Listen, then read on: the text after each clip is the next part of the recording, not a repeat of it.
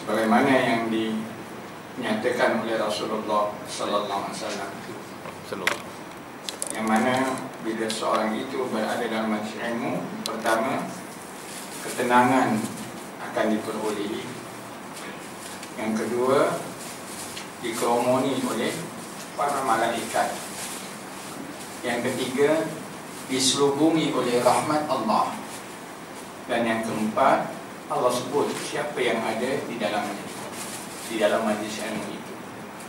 Jadi ulama menjelaskan apa yang dimaksudkan dengan Allah menyebut siapa yang ada di situ. Kata ulama, Allah menyebut orang yang berada dalam majlis ilmu itu kepada para malaikat. Allah beritahu kepada malaikat, si fulan, si anu berada dalam majlis.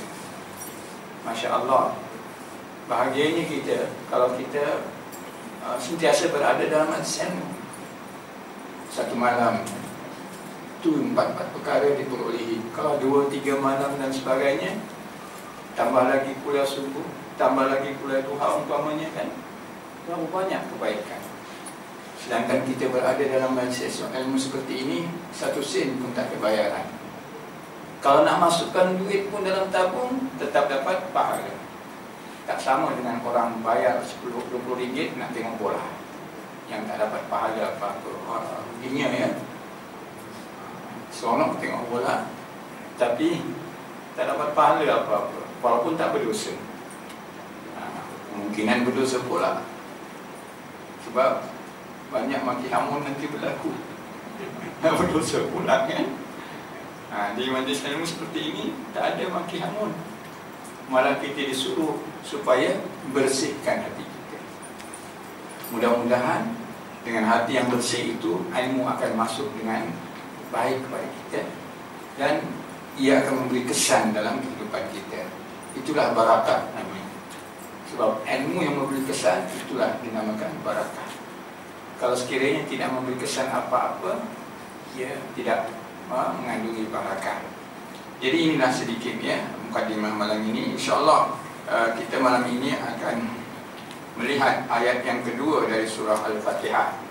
Setelah kita melihat ayat yang pertama, iaitu Bismillahirrahmanirrahim, di antara yang kita boleh pahami daripada Bismillahirrahmanirrahim secara ringkasnya, pertama, Bismillahirrahmanirrahim adalah salah satu ayat di dalam Al-Quran, yaitu ayat yang ke-30 daripada surah An-Naml, ya, yang mengisahkan tentang Nabi Sulaiman mengantar surat kepada Ratu Sabah, iaitu Ratu Balqis katanya, ya.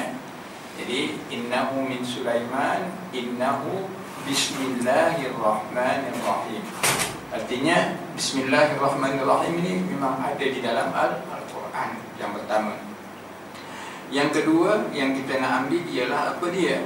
Pengajaran daripada tafsir ini ialah bila kita nak dapat keberkatan dalam apa saja yang kita lakukan, mulakan dengan Bismillah. Apa saja, asal saja perkara itu bukan perkara larangan. Kalau larangan tak usah Bismillah lah, ya. Sebab memang benda itu tak berfaedah. Sehingga kita nak pakai selipar ataupun kasut pun Bismillah.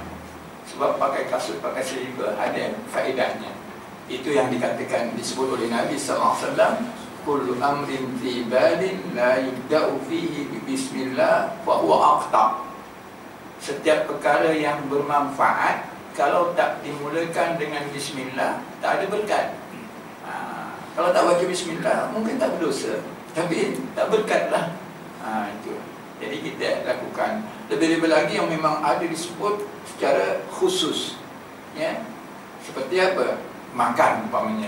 Memang Rasulullah SAW secara khusus disebut.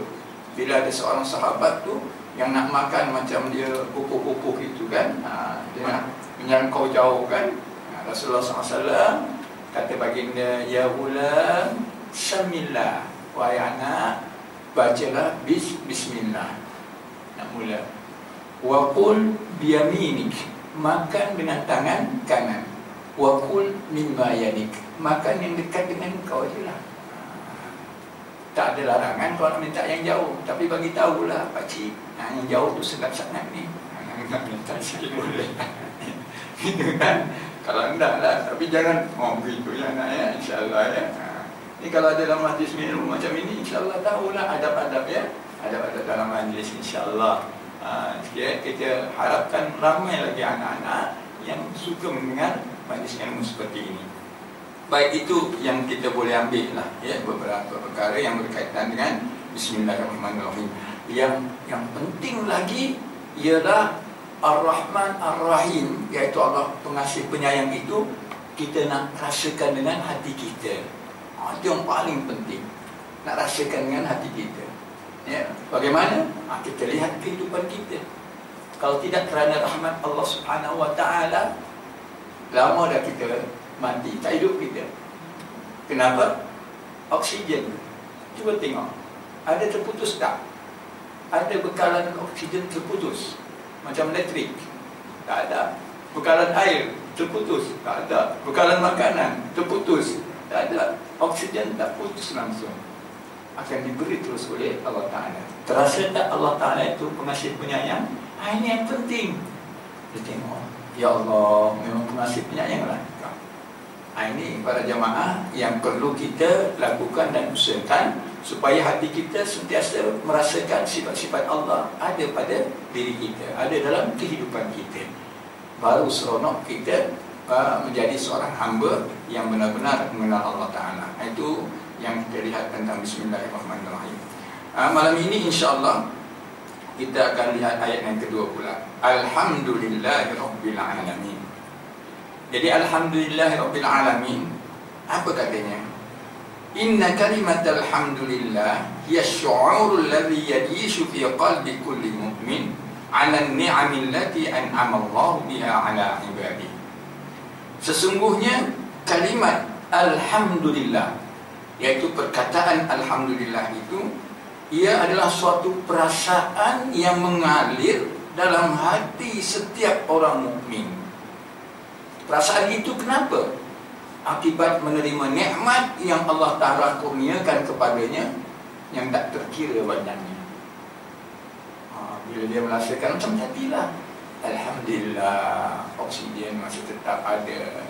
Alhamdulillah. Kenapa? Sebab walaupun bagaimanapun keadaannya setelah berlaku dahulu, kita tetap masih dapat makan ayam. Walaupun dulu dah dibunuh ya, beributan kan yang dibunuh kan, masa kena sesama burung dulu kan, berapa ributan, tapi sampai sekarang makan ayam lagi. Alhamdulillah. Dan begitulah yang lain-lainnya ya, yang kita bila menikmati makanan dan sebagainya, kita akan merasakan bahawa itu adalah nikmat Allah. Maka inilah yang berlaku kepada orang yang beriman. Baik, kita nak lihat apa makna perkataan Alhamdulillah. Iaitu perkataan Alhamdulillah ini, walaupun tidak ada perkataan yang merupakan menyuruh, dia sebenarnya mengandungi perkataan suruhan. Suruhan apa dia? Alhamdulillah, segala puji bagi Allah. Maknanya kamu katakanlah ucapan Alhamdulillah ya. Jadi dari sini, bila kita dapati bahawa dalam ayat ini ada mengandungi suruhan, artinya ini mengandungi apa? Mengandungi pendidikan. Dia didik kita, Allah didik kita supaya jangan lupa mengucapkan Alhamdulillah. Dengan arti lain, Alhamdulillah, segala puji bagi Allah, maknanya hendaklah kamu semua ucapkan Alhamdulillah ya. Jadi ucapan ini ataupun suruhan Allah Subhanahu Wa Taala supaya mengucapkan Alhamdulillah itu, supaya ia sentiasa mensyukuri Allah dalam setiap waktu, dalam setiap saat. Kalau makan, lepas makan kita baca Alhamdulillah ya. Kalau bangun tidur, kita pun baca ataupun mengucapkan Alhamdulillah. Kan begitu? Kenapa begitu? Kerana kita ini disuruh oleh Allah Subhanahu Wa Taala supaya mensyukuri nikmat Allah Taala dalam setiap detik, setiap gerak laku kita. Cuba bayangkan, Mudah-mudahan Allah Ta'ala selamatkan. Bangun-bangun tidur, na'udzubillah, paralyzed habis. Dan nak kata apa? Apa perasaan waktu itu? Malam tadi masih aktif, walaupun tak makan tungkat ali. Bangunnya kan? Tapi aktif malam tadi, walaupun tak jumpa dengan Pak Tajam, mengurut dan sebagainya. Aktif semua malam tadi. Sekali bangun malam pagi, habis. Tak bergerak habis. Apa perasaan? Kita tak kena, tak rasa apa-apa. Cuba tanya orang yang kena. Terasa sangat. Kerana itu hebat ajaran Rasulullah sallallahu alaihi wasallam. Bangun saja, masih bernafas, masih bergerak, jangan lupa. Jangan pergi beruduk dulu. Jangan pergi ambil wuduk untuk sembahyang. Ucap dulu alhamdulillah. Walaupun ia sunat, tapi pengajarannya adalah cukup tinggi sekali. Cukup berharga yang diajar oleh Rasulullah sallallahu alaihi wasallam. Nampak simple ya. Tapi kadang-kadang sebagian orang ni kerana nampak simple sangat, dia meremehkan. Dia tak anggap itu adalah sesuatu yang penting dalam kehidupannya. Sebab itu bangun-bangun masing-masing lah dengan cara dia lah kan. Dengan punya cara dan sebagainya. Dia terlupa untuk mengucapkan alhamdulillah. Kenapa? Kerana kita ini dihidupkan oleh Allah Subhanahu Wa Taala selepas dimatikan. Ya. Jadi kalau kita lihat, cuba kita kaitkan dengan diri kita. Kita mengucapkan alhamdulillah kerana nikmat yang Allah Taala berikan begitu banyak. Kita mulakan dengan apa? Alam naj'al lahu 'aynan wa lisanan wa syafatain. Bukankah kami, kata Allah Ta'ala, telah berikan, jadikan kepada manusia 2 biji mata. Allahu Akbar. Berapa bayaran kita bayar waktu dapat 2 biji mata? Nah kan, bukan saja dapat 2 biji mata, boleh tengok pula. 1 sen tak bayar. Tarik aja sikit rabun, berapa harga cermin mata tu? Dah kena bayar dah. Kena bayar kan? Mungkin ada yang lebih beratus kan begitu. Itu baru rabun. Dan kalau sekiranya kena, na'udzubillah, kena cancel pula operation, berapa puluh ribu. Ya Allah. Ini dia. Artinya apa? Bila kita melihat nikmat yang Allah Ta'ala berikan, jangan pergi jauh dulu. Pergi yang ada dalam diri kita. 2 biji mata Allah Ta'ala dah jadikan. Dengan 2 biji mata itu, kita dapat melihat nikmat-nikmat yang Allah Ta'ala berikan kepada manusia. Tak beza kan? Kafir ke beriman, semuanya dapat kan? Apa dia? Oksigen semuanya dapat. Makan semuanya dapat. Allah Ta'ala tak sekat-sekat ni nikmat itu. Allah, bukankah ini Allah pengasih penyayang? Semuanya kan? Cuma masalah dia tak patuh, tak beriman, itu akan diberi balasan lah. Tapi kalau dia fikir betul-betul, dia akan merasakan bahawa betapa Allah Ta'ala itu Maha Pengasih, Maha Penyayang. Memang tepatlah bila kita lihat kenapa Al-Fatihah ini berada di awal Al-Quran. Sebenarnya nak mendidik kita dari awal lagi adab-adab ataupun akhlak yang patut ada pada manusia. Dengan mengucapkan apa? Ucaplah alhamdulillah. Ya. Baik. Dua mata, 2 telinga, lidah dan 2 bibir. Kemudian keluar sedikit, kita lihat yang Allah Ta'ala jadikan ini semuanya. Segala yang ada di muka bumi ini Allah jadikan untuk manusia manfaatkan perkara itu. Allah Subhanahu Wa Ta'ala menyebut dalam Al-Quran, "Wasakhkhara lakum ma fil ardi jami'a." Allah tundukkan untuk kamu segala yang ada di muka bumi ini. Tumbuh-tumbuhan yang sebagainya. Siapa yang memanfaatkan tumbuh-tumbuhan itu? Ditanam dan sebagainya, diambil hasilnya, kemudian diberikan kepada orang lain dan samping dia sendiri makan, kan? Siapa yang buat kajian untuk dapat mengetahui di sana ada khasiat tiap-tiap tumbuh-tumbuhan itu? Kita percaya masih banyak lagi tumbuh-tumbuhan yang belum lagi diterokai dan dijumpai. Sekarang ini baru kita jumpa apa? Tungkat ali lah kan. Padahal tungkat ali dah lama Kita jumpa apa? Minyak gaman. Padahal dah lama tu gaman tu ada. Pak Tajah tolong boleh bantu nanti ya. Apa lagi Pak Tajah? Kan? Tengok, mereka ni yang nak buat ubat-ubat dan sebagainya, dia akan cuba cari bahan-bahan akal-akal, kan begitu kan? Campur ini, gini. Namakan lepas itu. Ya. Saya pun tak tahu siapa yang namakan tongkat Ali ni. Ke orang ni memang Ali nama dia. Minta maaf lah, saya tak tahu sejarahnya. Ya, apa sejarahnya. Tapi yang penting, sebelum dinamakan tongkat Ali, akal itu memang sudah ada.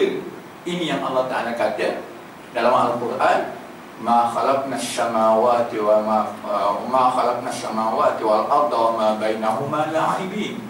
Kami, kata Allah Ta'ala, tak ciptakan langit dan bumi dan yang ada di antara langit dan bumi main-main.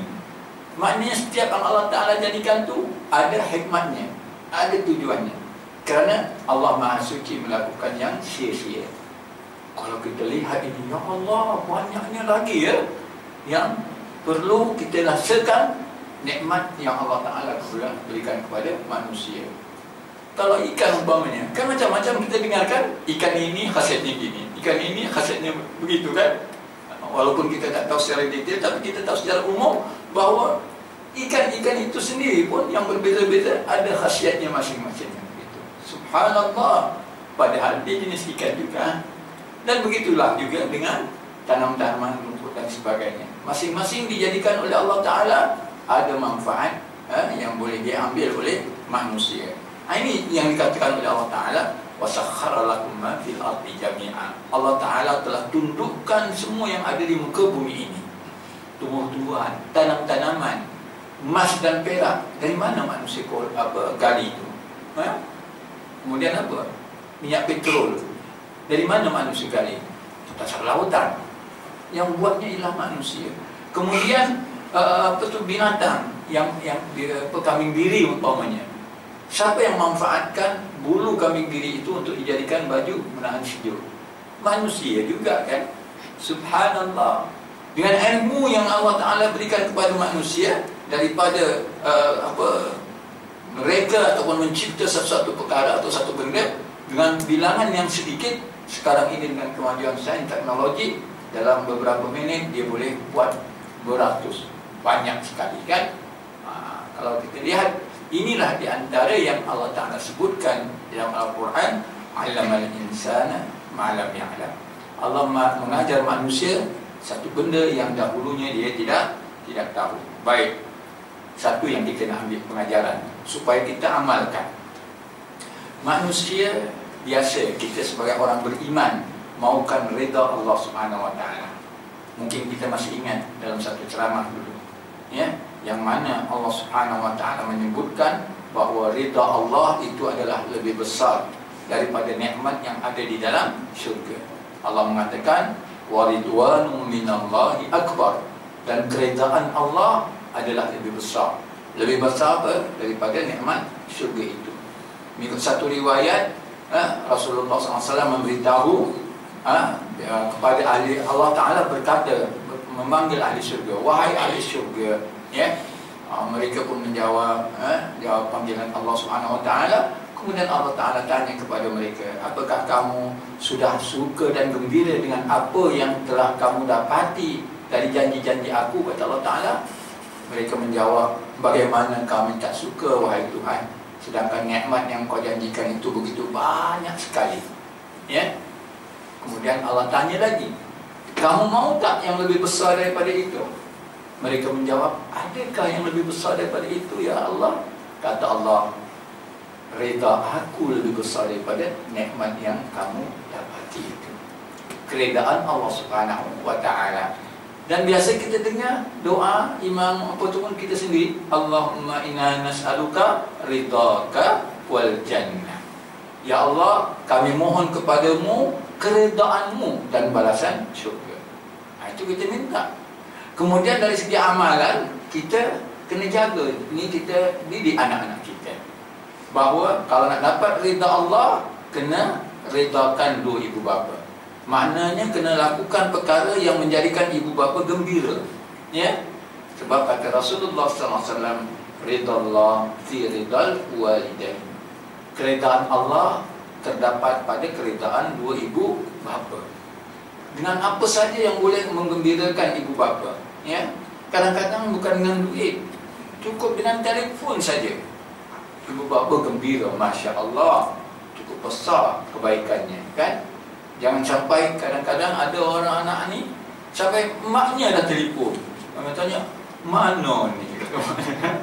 Lama sangat tak dengar suara. Ya Allah, mak tu cukup rindu dengan suara anak. Percayalah, duit tu bukan perkiraan ibu bapa. Tak.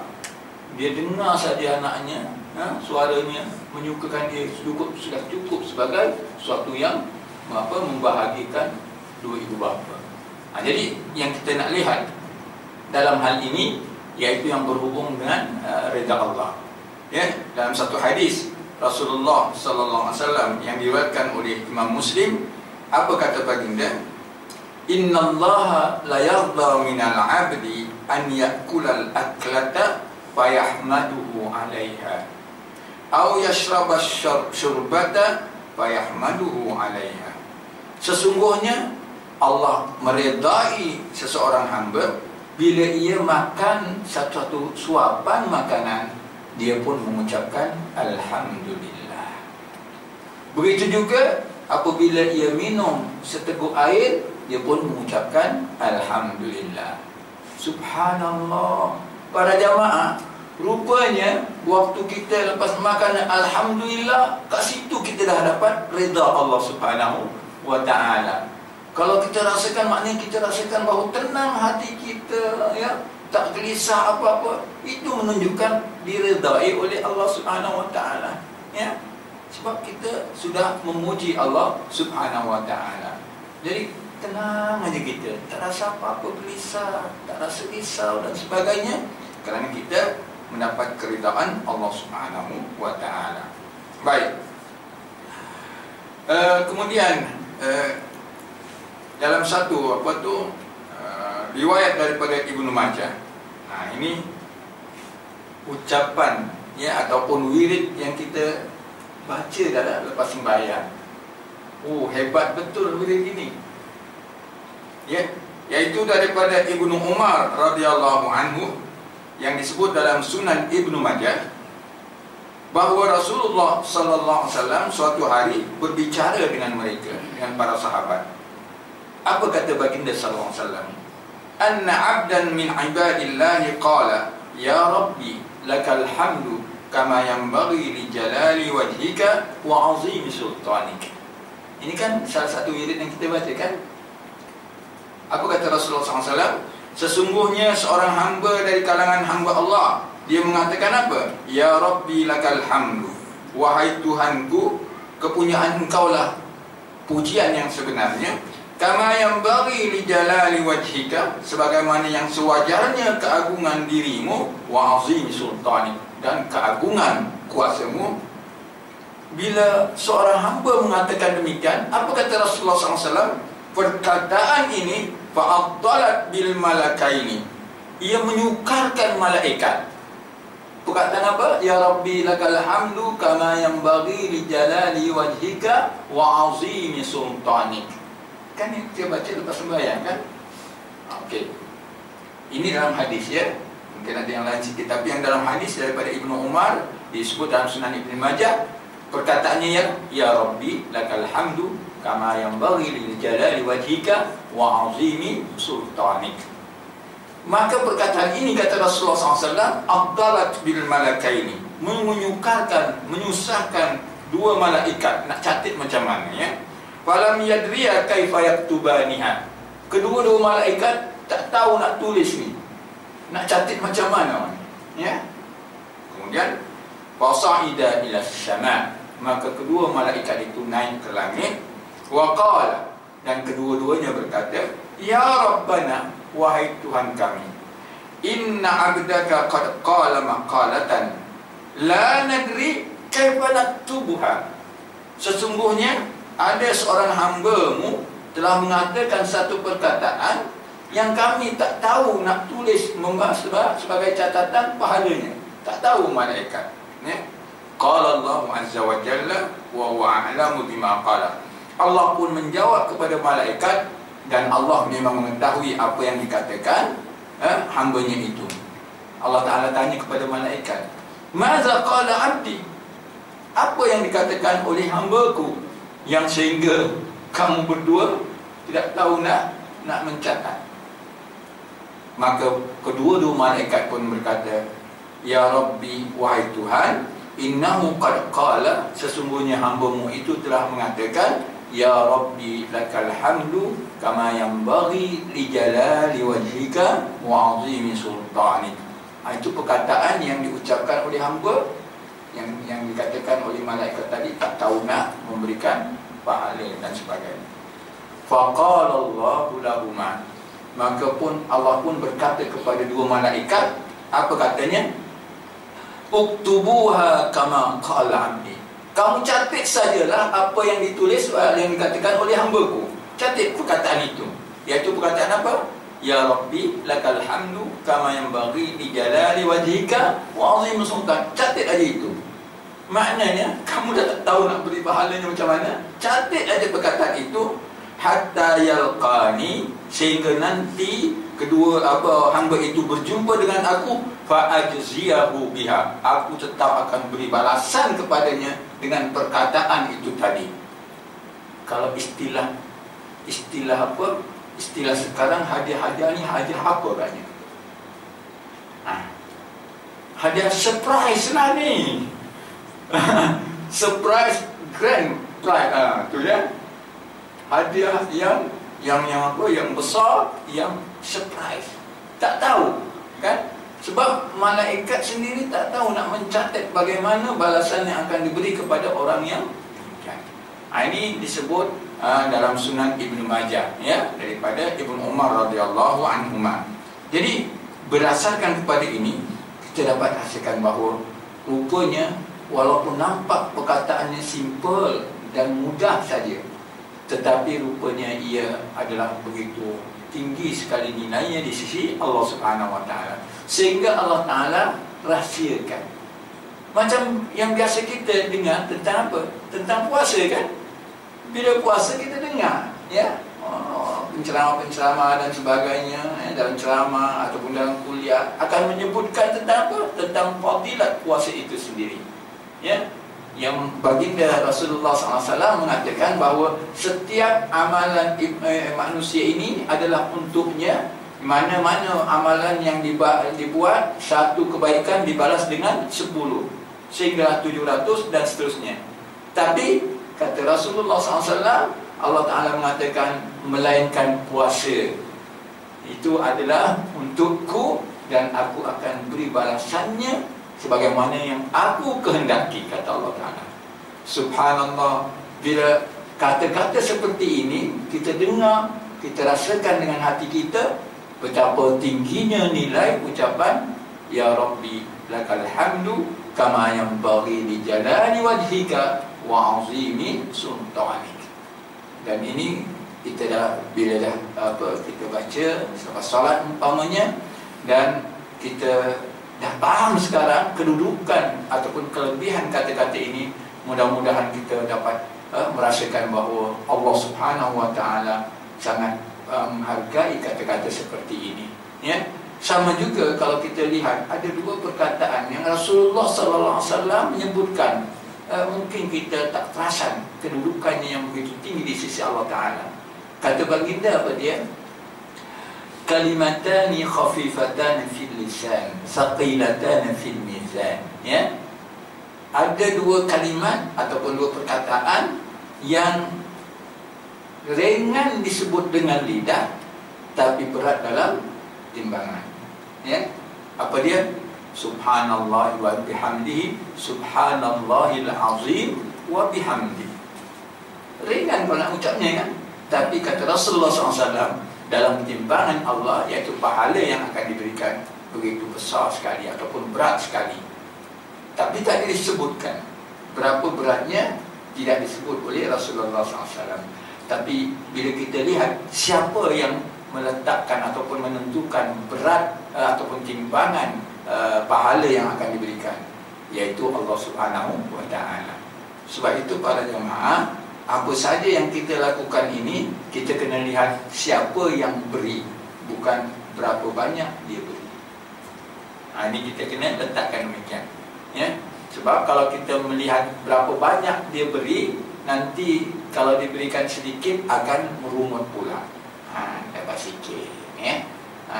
Dia punya bibir pun mencebet ke bawah, ya.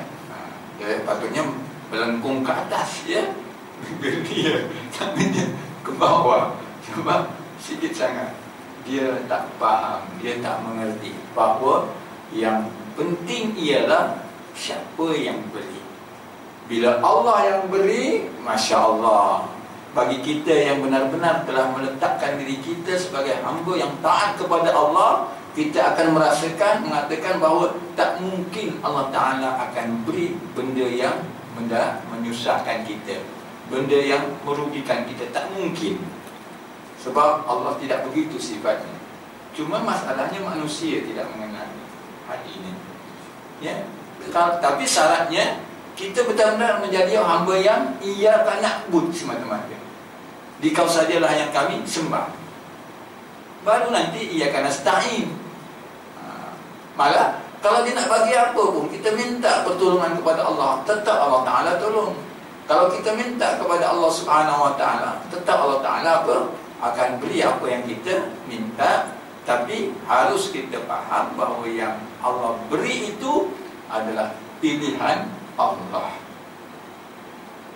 Takkan Allah Ta'ala nak beri benda yang boleh menyusahkan kita, ya. Kalau tak bagi banyak, kan bagus. Kalau bagi banyak, surau ditinggal nanti. Sebab dah banyak duit, kat mana tempat dia biasanya? Kasino lah, ya. Kitab-kitab hadis 40 dia tak faham, dia tak tahu, tak kenal, tanya pun. Kenal kitab hadis 40? Ada kitab 40, yang aku tahu ada kitab 52 kata dia. Kitab 52 dia tahu. Tahu kitab 52. Orang perempuan tak tahu rupanya. Tapi orang perempuan di barat tu dia tahu. Kitab 52 tu bakau, ya, daun bakau tu, ya. Itu kitab 52. 4 kali 13, ya, 62 lah kan. Itu. Dia kenal kitab itu, tapi dia tak kenal Matan Arba'in umpamanya, hadis 40 dan sebagainya. Kenapa? Kerana dia tak biasakan dirinya berada dalam majlis-majlis seperti ini. Jadi itu yang kita boleh lihat, ya, tentang apa dia, tentang ayat yang pertama, yang kedua ini, Alhamdulillahi Rabbil Alamin. Kemudian kita nak kaitkan sedikit, kenapa puji itu kepada Rabbil Alamin, ya, iaitu Tuhan semesta alam. Itu biasanya kan. Tapi kita kena lihat perkataan Rabbun itu sendiri, sebenarnya ia mengandungi apa? Tarbiyah, mengandungi pendidikan. Sebab perkataan Rabbah ini ada kaitannya dengan perkataan tarbiyah. Tarbiyah dalam Islam, dia bukan saja mengajar. Tarbiyah lebih kepada mendidik, mengasuh, ya. Kalau kita bagi ilmu, itu hanya mengajar. Itu bukan tarbiyah namanya. Yang mendidik ini, kadang-kadang orang tua-tua kita nampak dia hanya mengajar apa? Mengajar mukaddam, alif bata, kan? Tapi kita tengok orang tua-tua kita dulu, bila anak-anak tu bawa Quran tak betul, dia akan tegur, kan? Jangan bawa lingkang-lingkang itu. Tu, yang ada di junjung jalannya, junjung, ya. Cepit gini, kan? Dia marah. Kalau sekiranya dalam tempat mengaji tu, kalau nampak kakinya dia melunjur gitu, kan, sedangkan sana ada Quran, dia marah, kan? Ini tarbiyah namanya. Nampak macam simple aja, ya. Nampak tak standard, ya. Sebab orang standard ni bila masuk universiti baru standard. Tak, mengaji kat rumah, mengajar mengaji kat rumah. Kalau kita didik begitu anak itu, Masya Allah, bila dia datang aja, dia Assalamualaikum. Bila nak balik, nanti dia akan tanya, ya, ayah sihat, kirim salam ayah. Kan mendidik namanya. Tak secara langsung tu, nampak, kan? Mendidik. Jangan lupa kirim salam ayah. Nanti umpamanya, ya, balik bila bagi tahu itu, besok malam dibawa pula satu bungkus. Ni pasal apa dapat ni? Ayah bagi, sebab kirim salam, kan? Dapat satu bungkus umpamanya, kan? Yang penting didikan itu. Subhanallah. Jadi sekarang ini nampak payah kan, sebab kita tak merasakan bahawa yang seperti ini adalah pendidikan.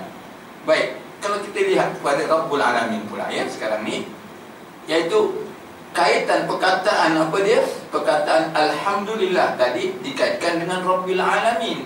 Kenapa demikian? Kerana perkataan Rabb itu sendiri, kita lihat kalau kita baca dalam buku-buku Tauhid umpamanya, yang dalam bentuk yang agak moden sedikit, yang membahagikan Tauhid kepada 3, Rububiyah, Uluhiyah, Asma' dan Sifat. Makna Rabbun ialah pencipta dan pemilik segala sesuatu. Itu namanya Rabbun. Bila sebut Rabbul Alamin, maknanya Allah Ta'ala pencipta segala sesuatu dan dia pemilik segala sesuatu. Sebab itu, bila Allah pencipta dan pemilik, dia akan lakukan terhadap ciptaannya mengikut suka dia. Sekarang kalau kita lihat, yang tengah apa kita dengan sibuk apa? Dengan sibuk musim sejuk kan? Sampai 12 Fahrenheit aja. Ada itu di Cameron Highland kan? Siapa buat tu? Dia punya, dia suka lah. Siapa boleh larang? Tak ada orang boleh larang kan? Sekarang manusia ni kena kenal dia, baru dia akan redha dengan apa yang dibuat oleh Allah Ta'ala. Tidak main merumun aja. Apa ni cuaca ni? Komplain-komplain kamu buat dari sendiri, baru dia tahu kan? Subhanallah.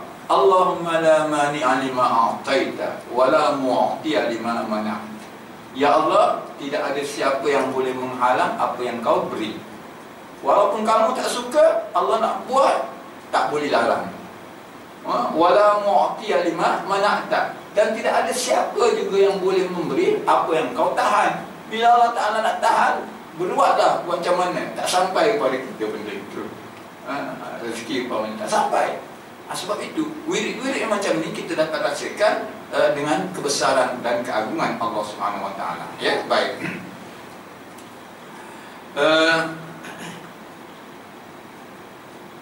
Makna juga perkataan Rabbul Alamin, iaitu Allah Ta'ala Annallaha mutasarrifun li tarbiyati wa islahi jami'il khalaiq, iaitu Allah Ta'ala bertindak dalam mentarbiah, mendidik dan memperbaiki semua makhluk. Kalau kita lihat kadang-kadang bila Allah Ta'ala jadikan sebab, sebabnya apa? Sebab tanam-tanaman menjadi kering kontang. Apa sebabnya? Sebab tak turun hujan kan? Nampak? Bila tak turun hujan, menjadi sebab tanam-tanaman kering kontang, mati kan? Siapa yang turunkan hujan lepas itu? Allah juga. Subhanallah. Yang menjadikan tanam-tanaman itu tumbuh semula. Yuhyil arda ba'da mautiha. Allah Ta'ala menghidupkan bumi itu selepas kematiannya. Ini dilihat oleh manusia, disaksikan oleh manusia. Tapi oleh kerana manusia ini hatinya buta, tak ada apa-apa. Ya? Walaupun dia bukan sekali dia lihat tu tanam-tanaman yang sampai daripada warna hijau sampai jadi coklat kan, mati habis kan. Sebabnya apa? Sebabnya tak turun hujan. Kemudian siapa yang turunkan hujan? Allah. Subhanallah. Lebih lagi kalau kita kaitkan dalam surah Al-Waqi'ah, Allah Ta'ala cukup menyentuh hati kita. Kata-kata Allah Ta'ala, Afara'aitumul ma'a alladhi tashrabun. Kamu tidak lihatkah air yang kamu minum? A'antum anzaltumuhu minal muzni am nahnu munzilun. Kamu ke yang turunkan daripada awan? Sebab yang orang tahu, belajar sainsnya begitu kan? Bila awan dah berkepul-kepul, mengandungi hujan. Bila mengandungi hujan tu, siapa yang turunkan daripada awan tu? Ya? Kandungan air yang ada di awan, siapa yang turunkan? Kamu boleh nak cipta remote control ya, untuk kontrol awan itu ya. Bila nampak awan tu nak lari jauh-jauh, ambil remote control, tarik, turun kat kita. Boleh buat? Tak ada. Allah Ta'ala tanya, siapa yang menurunkannya daripada awan? Am nahnul munzilun, ataupun kami, kata Allah Ta'ala, yang turunkan. Bukalah siapa pun buat buku sains dan sebagainya, ya, menyebut tentang apa, teori apa, hujan tu dan sebagainya. Ada yang berani mengatakan bila sampai masanya aku turunkan hujan itu. Buku apa itu? Ada? Tak ada. Buka Quran, Allah Ta'ala kata wallazi anzala minas samai ma'a. Dialah yang turunkan air daripada langit, air hujan. Allah sebut dalam Quran. Orang yang buat buku sains, teori sains, ada sebut, saya turunkan. Subhanallah. Itu dia. Kemudian bila Allah Ta'ala sebut begitu, apa kata Allah Ta'ala? Lau nasya'u ja'alnahu ujajan. Kalau kami mau, kami jadikan air yang turun itu dalam keadaan masin. Sebab teorinya daripada air laut, naik ke atas, turunnya tawar. Kenapa tak masin? Kalau masin, apa jadi? Darah tinggi belaka. Subhanallah. Sebab itu bila turun dalam keadaan tawar, kamu tak nak fikir, tak nak merasakan siapa yang buat sehingga dia menjadi tawar. Sebab itu Allah Ta'ala tanya, falaula tashkurun, kenapa kamu tak mau bersyukur kepada Allah? Subhanallah. Ya. Jadi ayat seperti ini para jamaah untuk kita rasakan bahawa Allah Subhanahu Wa Ta'ala adalah sebagai yang mendidik kita dalam kehidupan kita. Kalau kita lihat secara khusus Rasulullah Sallallahu Alaihi Wasallam sendiri, cuba lihat, lahir dalam keadaan yatim piatu, nampak macam tak ada orang nak jaga, tapi Allah Ta'ala sengaja lakukan itu supaya Nabi Sallallahu Alaihi Wasallam itu secara langsung dididik oleh Allah Subhanahu Wa Ta'ala. Ya? Yang baginda sendiri dalam satu hadis mengatakan, Addabani Rabbi fa ahsana ta'dibi. Tuhankulah yang mendidik aku, dan didikan Allah adalah yang paling baik sekali. Itu pengakuan Nabi SAW. Jadi Nabi ini kalau kita lihat bukan daripada orang tuanya, sebab orang tuanya sudah diambil oleh Allah Ta'ala. Jadi semua yang ada pada Rasulullah SAW adalah pendidikan daripada Allah Subhanahu Wa Ta'ala. Sehingga sampai peringkat dia dah jadi Nabi pun ada didikan daripada Allah. Apa dia bentuknya? Bentuk teguran daripada Allah Subhanahu Wa Ta'ala. Mungkin kita tahu kan cerita yang berkaitan dengan surah Abasa. Abasa wa tawalla an ja'ahul a'ma wa ma yudrika la'allahu yazakka aw yazakkaru fatanfa'ahu zikra. Abasa wa tawalla, dia bermasa muka dan berpaling. Ayat ini pada jamaah, kalau kita baca dalam sebab nuzul, dia ada kaitannya dengan seorang sahabat yang bernama Abdullah bin Ummi Maktum yang buta. Suatu hari dia datang. Ketika itu Rasulullah SAW sedang menjalankan dakwahnya kepada ketua-ketua kabilah, dengan harapan bila ketua kabilah masuk Islam, anak buah pun akan ikut. Itu strategi Nabi. Waktu Nabi sedang berdakwah itu, tiba-tiba Abdullah bin Ummi Maktum datang. Abdullah bin Ummi Maktum ini buta. Abasa wa tawalla an ja'ahul a'ma. Dia bermasa muka dan berpaling ketika didatangi oleh seorang buta. Maknanya Rasulullah ditegur oleh Allah Ta'ala kan? Maknanya tindakan baginda itu yang bermasa muka berpaling ditegur oleh Allah Ta'ala. Tengok, sampai kepada peringkat Nabi dah jadi Rasul pun masih ada pendidikan daripada Allah Subhanahu Wa Ta'ala. Artinya apa? Artinya Nabi boleh menerima teguran Allah. Kenapa kita manusia ini tak boleh menerima teguran? Ya? Memanglah betul, dia bukan Nabi. Jangan tengok orangnya, tengok yang ditegur tu benda betul ataupun tidak. Kalau yang ditegur itu merupakan perkara yang betul, yang ada dalam Quran ataupun dalam hadis, kena terimalah teguran itu. Walaupun yang menegur itu ialah isteri kita umpamanya, walaupun yang menegur itu adalah orang bawahan kita, pekerja kita dan sebagainya. Sebab kalau kita tak terima teguran itu, artinya kita menolak teguran daripada Allah Subhanahu Wa Ta'ala. Maknanya kita tidak mencontohi pribadi Rasulullah Sallallahu Alaihi Wasallam. Jadi itulah kalau kita lihat para jamaah ya, iaitu kita merasakan bahawa sebenarnya Allah Subhanahu Wa Ta'ala mendidik kita ini boleh dikatakan dalam setiap masa dididik kita. Tapi yang penting kita kena melihat apa yang disebut di dalam Al-Quran. Ya, kalau kita gelisah dan sebagainya, kita balik minta kepada Allah, minta supaya Allahumma inni a'udzubika minal hammi wal hazan. wa a'udzubika minal ajzi wal kasal. Ini semua kita minta perlindungan kepada Allah daripada duka cita, daripada sedih dan sebagainya, ya. Maka kita minta kepada Allah Subhanahu wa taala.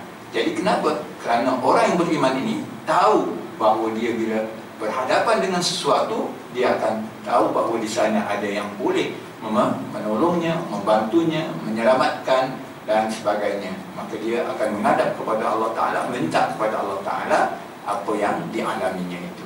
Jadi sama ada kita minta supaya dihindarkan daripada yang tidak baik, ataupun kita mohon perkara-perkara yang baik. Di antaranya kita doakan, Allahumma inni as'aluka ilman nafi'a wa qalban khashi'a. Kan itu yang kita minta, ilmu yang bermanfaat. Artinya kita tak mau ilmu yang tak bermanfaat umpamanya, kan.